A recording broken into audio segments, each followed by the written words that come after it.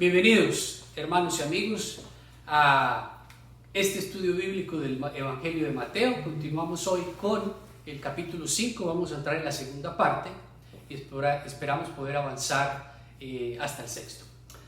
Recuerde la importancia de la aplicación de lo aprendido, por eso vamos a comenzar con una pequeña recapitulación de lo que hemos aprendido hasta hoy para saber qué tanto de todo ese conocimiento ha ido cayendo en nuestro corazón. Comencemos por decir que ya sabemos qué es lo que tenemos que hacer, lo que hay que hacer. Porque este no es el tiempo para perder el tiempo. Entonces, cuando nos metemos en este estudio de Jesús a través del Evangelio,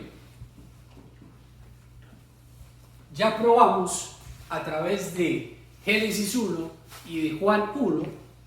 ¿Qué probamos a través de eso? ¿Qué pregunta contestamos?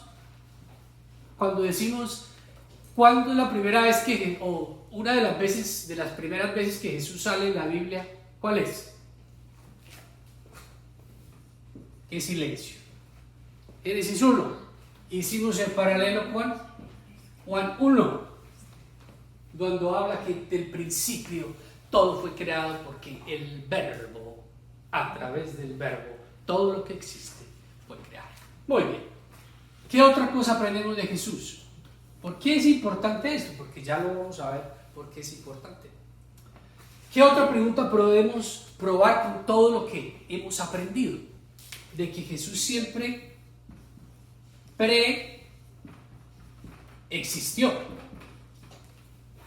Y a través de esa preexistencia es que es posible el misterio de la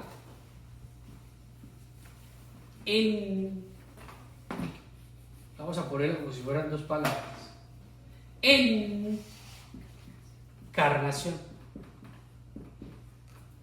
Espero que me esté siguiendo lo que le estoy diciendo, porque usted simplemente no cree por fe que María quedó embarazada. María quedó embarazada y la prueba bíblica es que a través de la preexistencia de Jesús, Jesús puede encarnar siendo Dios en un cuerpo humano.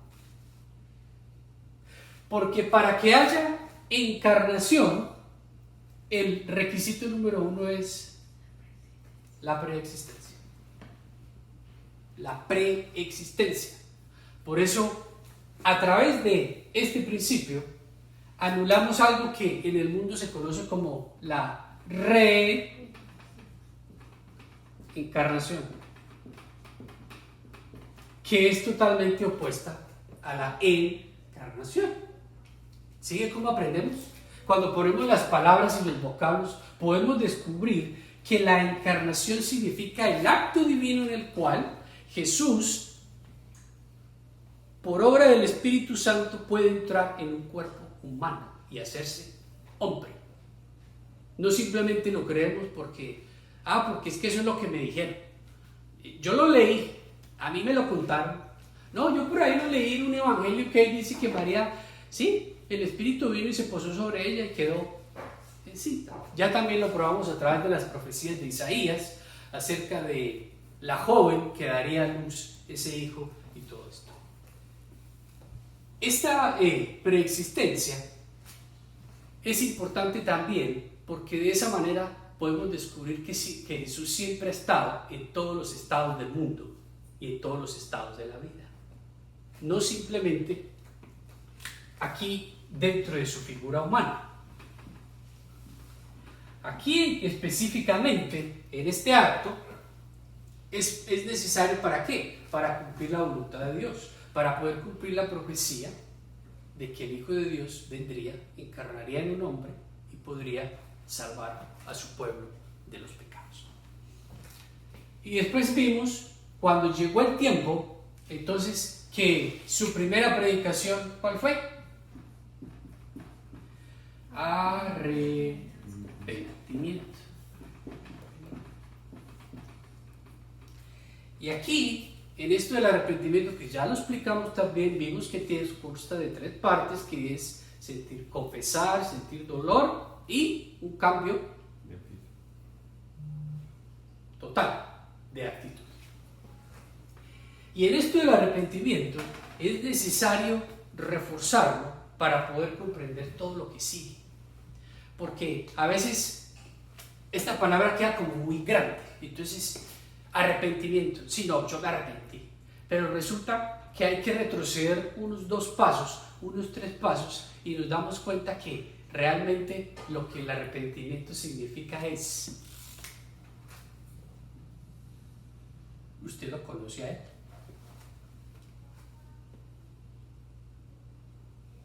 ¿Sabe por qué? Porque cuando usted siente ese dolor, es porque usted le falló a él. Pero si usted no lo conoce, ¿qué dolor va a sentir? Esa es la pregunta del millón. ¿Usted lo conoce? ¿A él? ¿Lo tiene en su corazón? ¿Lo acompaña en su día a día? ¿O es simplemente una emoción que sube y baja dependiendo de las circunstancias? Entonces, ese arrepentimiento nos lleva a esa pregunta: ¿lo conozco? ¿Lo llevo aquí? Porque ahí es donde yo puedo sentir el verdadero dolor. De lo contrario, yo simplemente hago la acción, digo algo, y con ese decir algo pienso que ya la situación está arreglada y continúo haciendo lo que tengo que hacer, y por eso entonces después voy y hago lo mismo que acabo de hacer, que dije que no iba a volver a hacer, voy y lo hago otra vez, y vuelvo y lo repito, y se repite la misma secuencia. Y pasará una semana, 2 semanas, un mes, otra vez, y otra vez, y otra vez. Si usted comete el mismo acto varias veces, y usted como que no llega al punto de reflexionar y decir: ¿por qué es que yo cometo el mismo error tantas veces? Quizá la pregunta entonces no sea si se ha arrepentido, sino si lo conoce a él. Por eso en estos evangelios, cuando empezamos a ver, cuando Jesús escoge a sus discípulos, cuando empieza a recorrer toda la zona de Galilea, Jesús se da él mismo. Y por eso escoge a estos muchachos. Ya vimos que escogió a Simón y a Andrés, que fueron los 2 primeros discípulos que él escoge. Y de esa manera con él comienza su ministerio. Y con ellos 2 comenzó a caminar y a hacer todo lo que tenía que hacer. Entonces hoy, teniendo todo este concepto presente, nos vamos a meter a algo espectacular en el capítulo 5, que es el tema que sigue, que se llama el cumplimiento de la ley.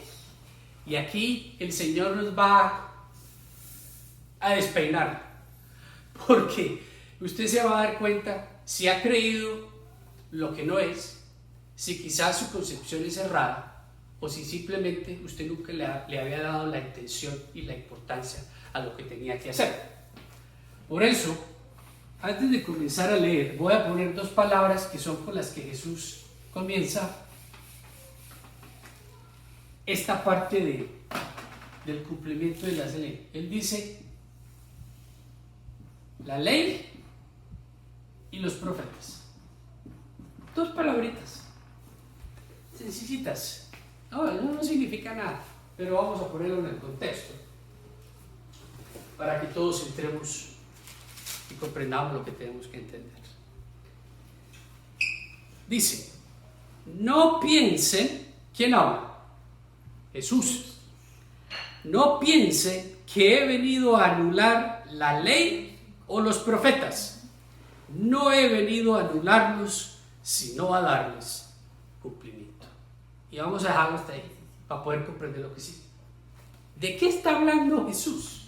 ¿Qué es lo que está diciendo de la ley y los profetas?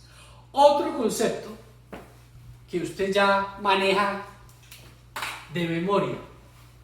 Ya explicamos lo que significa el Tanakh. ¿Qué significa el Tanakh? El Antiguo Testamento en hebreo. Y ese Antiguo Testamento está basado en ¿qué? En 3 partes: la ley, los profetas y los escritos de sabiduría. Entonces, ¿qué era lo que Jesús estaba hablando? ¿Y de dónde sale el concepto que Jesús viene a anular la ley y que ya solo la gracia, y que la gracia, y que la gracia, y utilizamos la palabra gracia como si fuera un borrador o una justificación ante mis actos, sin pensar lo que estamos diciendo? ¿Qué es lo que está diciendo Jesús? Él no vino a anular esto. Número 1, vino a darle cumplimiento, y número 2, vino a enseñar que para usted poder entrar en el reino de los cielos y ser parte de ese arrepentimiento y de ese reino del cual él comienza su predicación. Sigamos leyendo lo que él dice. Dice: les aseguro que mientras exista en el cielo y la tierra, ni una letra, ni una tilde de la ley desaparecerán hasta que todo se haya cumplido. Todo el que infrinja uno solo de estos mandamientos, por pequeño que sea, y enseña a otros a hacer lo mismo, será condenado. El más pequeño en el reino de los cielos, pero el que los practique y enseñe será considerado grande en el reino de los cielos. Porque les digo a ustedes que no van a entrar en el reino de los cielos a menos que su justicia supere a la de los fariseos y de los maestros de la ley. Vamos aquí a derretir este concepto, y Jesús entonces habla y dice otras 3 palabras. Dice justicia, y dice que esa justicia sea superior a los fariseos y a los maestros de la ley. Por eso uno tiene que leer bien las palabras para poder entender el mensaje. Oye, ¿cómo así? ¿Los maestros de la ley, los fariseos, no son los judíos que se saben la ley de memoria? O sea que usted me está diciendo que yo tengo que ser mejor que ellos. Pero ¿cómo es posible que Jesús me diga que yo sea mejor que los fariseos y que los maestros de la ley, si yo a duras penas me sé 3 versículos del Evangelio de Mateo? Y esta gente se conoce toda la ley, todos los profetas, todos los libros de sabiduría. ¿De qué está hablando Jesús? ¿Qué es lo que Él espera de nosotros? Por eso ponga todo en el contexto y no se pierda lo que el Señor nos está enseñando. Número uno dice, ese concepto de que los mandamientos no importan y de que yo puedo hacer lo que a mí se me venga en la mente es falso. Porque cuando Él dice, yo no he venido a anular la ley y los profetas, está diciendo después y lo reasegura y dice, no pasará una tilde ni una coma de todo ese libro hasta que llegue el tiempo. ¿Qué quiere decir? Que todo el libro importa. Todos los principios bíblicos que Dios enseña a través del Antiguo Testamento o del Tanakh para los judíos son vigentes. Y después dice, y no se queda ahí. Porque si usted quiere entrar al reino de los cielos, su justicia tiene que ser superior a la de los fariseos y de los maestros de la ley, que se supone que son los que saben y los que manejan hacia arriba y hacia abajo todo el Tanakh. Dicho de otras palabras, número 1, por más que usted considere que en la actualidad la ley está abolida y los profetas están abolidos y todos los escritos anteriores están abolidos, eso es falso. Número 1. Número 2, dice, eso es tan importante como la justicia que proviene ¿de qué? De conocer,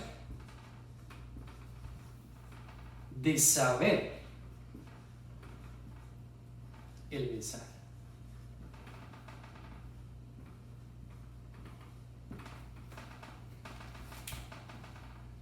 Estos señores conocían, sabían el mensaje, lo explicaban hacia arriba, hacia abajo, todos los domingos, todos los sabbats y cualquier otro día que se podrían reunir, explicaban esto. Y entonces Jesús está diciendo, esa justicia de ellos no es suficiente para llegar al reino. Entonces, ¿qué es lo que tengo que hacer? Porque si estos que se saben todo no alcanzan a llegar, yo que no, a duras penas sé que eso se llama Biblia, ¿cómo espero llegar al reino? No lo mire de esa manera. No se trata de ganar, de hacer una competencia o de ser mejor que el otro. De eso no se trata. De lo que se trata es, número uno, de la relación personal con Él. Porque cuando usted lo conoce a Él, y por eso comenzamos esta parte hablando de Él, usted sabe que Él es todo este libro. Y que cuando a usted algo le importa, usted no lo daña de aposta. Usted no atenta contra Él simplemente porque existe una palabra que me justifica o que me da la autorización para yo poder ir a hacer todo lo que quiera y después venir y pedir perdón o sentir un remordimiento pequeño y con eso arreglamos el problema. Así no es. Porque por eso le dije ahora, la palabra entonces, la pregunta no es ¿me arrepentí? La pregunta correcta sería entonces ¿lo conozco a Él? Porque si usted lo conoce a Él, usted conoce esto. Y tampoco se trata de cumplir al pie de la letra la ley y los profetas y todas las cosas, porque ni siquiera ellos lo hacían. Ni siquiera ellos eran capaces de cumplir al pie de la letra de la ley. De eso no se trata. Por eso Él dice que nuestra justicia debe ser superior a la de Él, porque la justicia que proviene de Dios proviene de conocer y de manejar el mensaje que existe en este libro, pero no de lo que yo leo o de lo que yo puedo analizar en mi mente lógica racional, sino del proceso de cambio y el proceso de la aplicación que el Espíritu Santo hace en mi vida para que cuando yo tengo un contacto directo con Él, yo pueda cambiar y pueda reflejar lo que es Dios a través de mí en la actualidad. Por eso usted, vuelvo y se le repito el concepto que ya habíamos dicho algún día, usted se sumerge en Él, usted se sumerge, como cuando usted se mete a la piscina o al mar, usted se mete hasta el fondo, usted se mete en Él, en toda su totalidad, y usted comprende lo que Él significa, y lo que Él significa le da la capacidad para usted poder comprender que usted no puede atentar contra los principios bíblicos simplemente porque trabaja a través de su propia fuerza, sino de que usted se rinde ante los pies de Él para poder entonces dejar que el Espíritu de Dios brille y fluya a través de mi vida, y mi vida se convierta en un río de agua viva donde otros vienen a beber. Esa es la gran diferencia. Pero ellos explicaban la ley y explicaban todo, pero de una manera que no a través del amor, no a través de la justicia del reino y de la justicia que Jesús quería poner, sino simplemente, primero, porque cuando la gente llegaba a que le explicaran, ya todo el mundo sabía que era menos que ellos. Partamos de ahí. En cambio, Jesús, el primer mensaje que manda es: tú y yo en el mismo nivel. Tú y yo en el mismo nivel. ¿Quieres crecer? Ven, sígueme. Y por eso le dice a los apóstoles, literalmente, ven, sígueme. Pero por eso la aplicación actual de ese ven, sígueme es, sí, sígueme. ¿Y cómo lo seguimos? Bueno, a través de esto y dejándolo a Él brillar y actuar a través de mi humanidad y de mi existencia para poder entonces conocer y aplicar ese mensaje. Por eso yo le repito hasta el cansancio: si usted no aplica lo que aprende, usted no lo va a conocer a Él. Porque la única manera de conocerlo a Él realmente es cuando usted rinde su voluntad y aún sin querer hacer lo que usted desea hacer en su humanidad, se rinde ante lo que Él está diciendo y fluye, deja que Él fluya a través de su espíritu y usted pueda traslucir esa luz de su amor, de su gracia, de su bondad, de su palabra para otros. Entonces Jesús, Él dice, ok, como esto lo estaba escuchando todo el mundo, Jesús lo pudo haber explicado más sencillo, inclusive después lo explica de una manera más sencilla que esta, pero como Él sabía que todo esto lo estaban escuchando, y por eso repetimos, Jesús era judío, los discípulos eran judíos, la gente que le estaban predicando eran judíos, también había gente del mundo, o como les llamaban en ese mundo, los paganos, o los perdidos, como usted quiera, pero todo era en un ambiente judío, y por eso todo esto se maneja a través del Antiguo Testamento, porque el presente de Jesús, y Él lo explica, le da cumplimiento a todo este libro. Porque ni el antiguo existe sin el nuevo, ni el nuevo existe sin el antiguo. Porque para que el nuevo exista, necesita el antiguo. Y para que el antiguo exista, también necesita del nuevo, porque si no sería una historia obsoleta, llena de historias y de profecías que nunca llegaron a cumplirse. Pero ¿dónde se cumplen todas las profecías del antiguo? En el nuevo. En el nuevo. Entonces, por eso es la necesidad de conocer ese mensaje.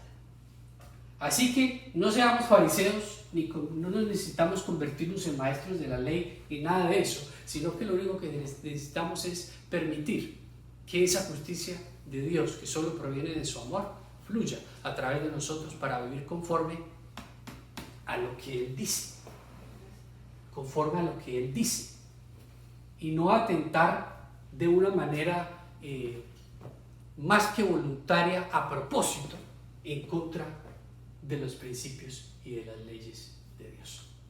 Y de esa manera, cuando aplicamos toda esta verdad, es que podemos llegar a conocerlo más a Él. Sigamos con el siguiente principio que sigue enlazado a este. Número 21. El homicidio, dice: ustedes han oído que se dijo a sus antepasados, no mates, y todo el que mate quedará sujeto al juicio del tribunal. Pero yo les digo que todo el que se enoje con su hermano quedará sujeto al juicio del tribunal. Es más, cualquiera que insulte a su hermano quedará sujeto al juicio del consejero. Pero cualquiera que lo maldiga quedará sujeto al juicio del infierno. Por lo tanto, si estás presentando tu ofrenda en el altar y allí recuerdas que tu hermano tiene algo contra ti, deja tu ofrenda allí delante del altar. Ve primero y reconcíliate con tu hermano, luego vuelve y presenta tu ofrenda. Si tu adversario te va a denunciar, llega a un acuerdo con él lo más pronto posible.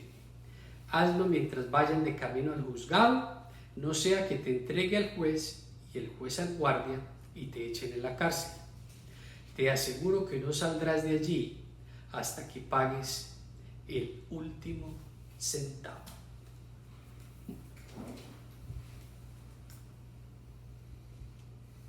No mates. Hace parte de la ley. No mates. Es así de sencillo. No mates. Pero en ese tiempo, cuando se aplicaba la ley, se vivía de la ley, por eso Jesús lo dice: no mates, y todo el que mate quedará sujeto al juicio del tribunal. ¿Cuál era ese tribunal? Bueno, los ancianos que había dentro de la comunidad. Por eso usted tiene que leerse el Tanakh, léase el Deuteronomio, léase ese otro librito que está antes del Deuteronomio y el que está después, para que usted aprenda cosas como estas. ¿Qué pasaba cuando alguien mataba al otro? Ahí está todo eso. Usted dice, ok, si usted lo mató intencionalmente, vuélvese. Y entonces cuando estaban instaurando las tribus y les dieron los territorios, Moisés seleccionó un lugar donde gente que hiciera eso se podía ir a esconder. Y decía que él se podía ir para allá, y entonces si se quedaba allá un tiempo, entonces tenía que esperar el año del jubileo. Levítico. En el año del jubileo decía que después de los 7 años cualquier esclavo o cualquiera que hubiera cometido un crimen podría llegar a ser perdonado si en el juicio del tribunal llegaban a la decisión que tenían que llegar. Por eso es muy complicado poder explicar todo esto palabra a palabra si nosotros no conocemos el Antiguo Testamento, porque de eso es lo que está hablando Jesús ahí. Pero en sí, lo que Jesús está diciendo, no mates. Pero después dice algo aún mucho más profundo que dice: por lo tanto, si estás presentando tu ofrenda en el altar y allí recuerdas que tu hermano tiene algo contra ti, deja tu ofrenda allí delante del altar, ve primero y reconcíliate con tu hermano, luego vuelve y presenta tu ofrenda. ¡Wow! A ver, Señor, yo voy a tu altar y te voy a llevar mi ofrenda, y de pronto, uy, me acordé que mi hermano X tiene una pelea conmigo. Entonces, ¿qué dice Jesús? Deje la ofrenda ahí, no se la lleve, porque si se la lleva no la vuelva a traer. Déjenla ahí, vaya, busque al hermano, arregle el problema que usted tenga con él y después regresa y le presenta la ofrenda. ¿Cómo traducimos eso al lenguaje actual? A ver, usted se presenta ante Dios. ¿Cómo nos presentamos ante Dios? En oración. Y esto no es clase de oración, y ¿por qué será que mis oraciones no son contestadas? El que tengo oídos, que oiga. Usted se presenta ante el Padre, usted le va a llevar una ofrenda, una petición, o simplemente usted va a hacer una requisición, o simplemente va a dar gracias, o va a adorar, y de pronto el Espíritu le avisa: ¡pim! Acuérdese que usted tiene un problemita con fulanito X. Y entonces usted, uy, pero ¿cómo así? No. Esto no es momento de traer eso a relación. Yo estoy haciendo mi ofrenda. Pero ¿qué le dice el Señor? ¿Usted cree que su ofrenda ante mí va a valer de algo cuando usted tiene un problema con su hermano?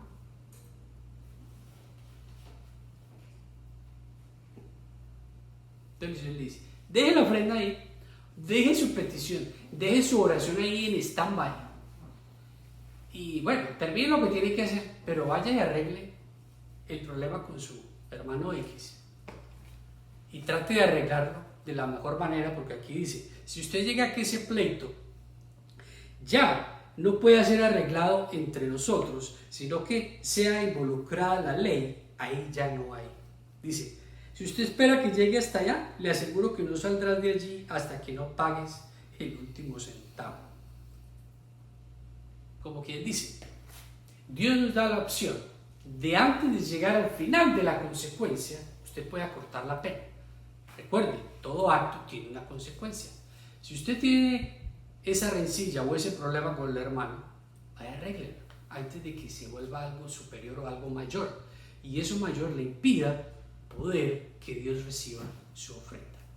Y eso creará un caos y una cantidad de cosas en nuestra vida que a veces nosotros no logramos vislumbrar, porque no le damos la importancia, no porque no sea importante, sino porque para mí no importa el fulano X. Entonces, si para mí no importa el fulano X, ¿yo qué me voy a preocupar? Que está bravo, que esté bravo. Eso no es ningún tipo de cosa. La justicia que proviene de Dios. ¿Por qué? Porque se actuaba en ese tiempo. Ok, allá, listo. Esperemos como sea. Entonces, en la actualidad, este tema es delicado. Es delicado porque Dios espera que nosotros actuemos conforme a lo que Él nos enseña. Entonces uno puede decir: no, eso es muy complicado, yo cómo voy a dejar de hacer lo que tengo que hacer, y cómo voy a dejar mi ofrenda, y cómo voy a dejar para ir. El Señor lo está diciendo. Pero ahí está el ejemplo de todo esto. Usted, como no le ve importancia a eso, usted se va y deja inconcluso esa parte, que será entonces, ¿se acuerda de la primera clase cuando decíamos qué fue lo que el Señor me dijo que se me olvidó que no he hecho? Sí, y eso se puede unir con eso, claro. ¿Qué fue lo que el Señor ya me ordenó que hiciera que no he hecho? De pronto puede ser esta. De pronto puede ser que yo tengo, no solo con uno, sino con varios, tengo la dificultad. Y entonces eso es lo que el Señor ya me dijo que no he hecho. Y eso es lo que me impide poder empezar a avanzar en mi vida. Por eso tenemos que ser cuidadosos y por eso tenemos que ser inteligentes cuando leemos la palabra, porque cuando nosotros ya leímos esto, usted ya sabe lo que significa. Si usted simplemente se hace el que no sabe, o el que yo oí, pero eso para mí no aplica. Yo vivo en la gracia y ya el Señor me perdonó y no tengo ningún problema con... El Señor le está diciendo que su justicia sea superior a la de los demás, porque Dios espera de nosotros que siempre podamos dar la milla extra, o las 2, o las 3, y que podamos ser un testimonio real de su amor en nuestro corazón. Así que este tema hay que orar, hay que meditar, que esa sea la tarea de esta semana.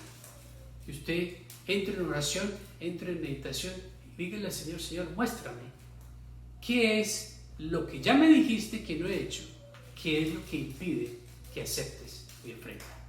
De esa manera el Señor le revelará a través del Espíritu lo que usted ya le revelaron, ya le dijeron, pero no ha querido hacer, y quizás eso sea el impedimento para usted lograr el éxito, para usted llegar a donde tiene que llegar, para usted poder encontrar la respuesta, para usted poder hacer lo que usted desea hacer en su corazón.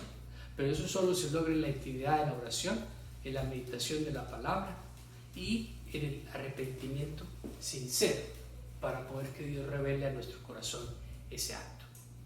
Que esa sea la tarea de esta semana. Y recuerde, cuando Dios se lo revele, aplícalo, hágalo, para que usted pueda romper esa cadena, romper esa atadura y pueda avanzar al siguiente paso. Nos vemos la próxima semana.